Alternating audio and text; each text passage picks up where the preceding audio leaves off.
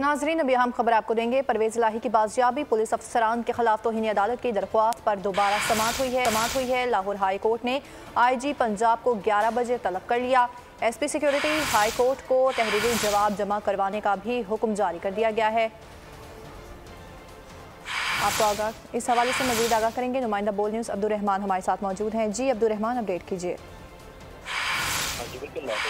परवेज इलाही की बाजियाबी और पुलिस अफसरान के खिलाफ दायर अदालत की दरख्वास्त 5-11 बजे तक मुलतवी करते हुए IG पंजाब और जो CCP लाहौर है को जाती हैसियत में तलब कर लिया है, जबकि अदालत ने SP सिक्योरिटी लाहौर हाईकोर्ट को तहरीर जमा करने के अहकाम सादर किए हैं।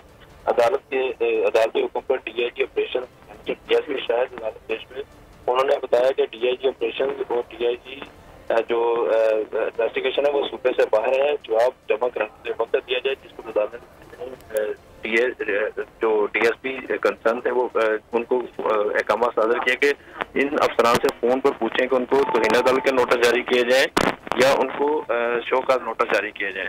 अदालत ने केस की मजीद समाअत 11 बजे तक के लिए मुलतवी कर दी। जी, केस की मजीद समाअत 11 बजे तक मुलतवी कर दी गई है। सब्सक्राइब करें और बेल दबाएं ताकि कोई खबर रह न जाए।